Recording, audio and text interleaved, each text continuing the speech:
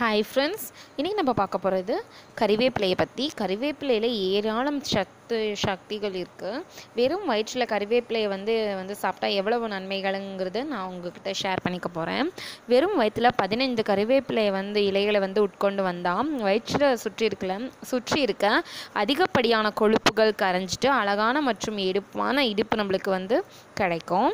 அதே மாதிரி சர்க்கரை நோயினால் பாதிக்கப்பட்டவர்கள் தினமும் காலையில் கறிவேப்பிலையை பச்சையாக சாப்பிட்டுட்டு வந்தோம்னா ரத்தத்தில் உள்ள சர்க்கரையின் அளவு சீராக இருக்கும். கறிவேப்பிலை தினமும் சிறிதாக அதை சேர்த்திக்கிறது ரொம்ப நல்லது. சாப்பிட்டு வந்தோம்னா முடியின் வளர்ச்சியில் நல்ல மாற்றங்கள் நம்ம பார்க்க முடியும். முடி நல்லா கருமையாக வளரணுன்னா அதிகமாக கறிவேப்பிலை சேர்த்திக்கலாம்.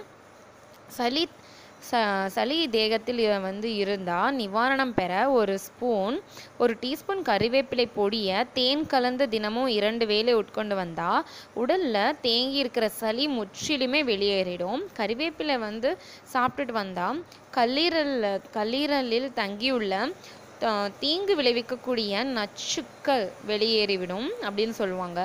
மேலும் கறிவேப்பிலையில் உள்ள வைட்டமின் ஏ மற்றும் சி கல்லீரலை பாதுகாப்பதோட சீராக செயல்படுறதுக்கும் தூண்டுறதுக்கும் இது ரொம்ப உதவுது. கறிவேப்பிலை இரத்த சோகை உள்ளவங்க காலையில் ஒரு பேரிச்சம்பழத்தோட சிறிதளவு கறிவேப்பிலையை உட்கொண்டு வந்தால் உடலில் இரத்த சிவப்பணுக்கள் அளவு அதிகரிக்கும்.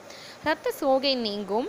கறிவேப்பிலை உடலில் தேங்கியுள்ள கெட்ட கொழுப்புகளை கரைப்பதோட நல்ல கொழுப்புகளை அதிகரிக்கும் செய்யும்.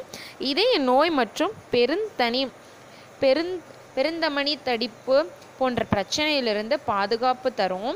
நீண்ட நாட்கள் செரிமான பிரச்சனையை சந்திச்சுட்டு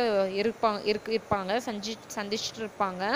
அப்படிப்படுறவங்க அதிகாலையில் வெறும் வயிற்றில் 15 கறிவேப்பிலையை மென்று சாப்பிட்டா செரிமானம் பிரச்சனைகள் நீங்கிவிடும். கறிவேப்பிலையில் இவ்வளோ நன்மைகள் இருக்குது. ஆனால் நம்ம அந்த கறிவேப்பிலையை ஒதுக்கி தான் வைப்போம். நம்ம எப்படி சேர்த்திக்கணும் அப்படின்னு சொல்லிட்டு பார்த்துட்டு அந்த மாதிரி கறிவேப்பிலையை நம்ம செஞ்சு சாப்பிட்றது ரொம்ப நல்லது. நம்மளோட உடல் ஆரோக்கியமாக இருக்கும். கண்டிப்பாக நீங்களும் இதே முறையில் ட்ரை பண்ணி பாருங்கள். தேங்க்யூ.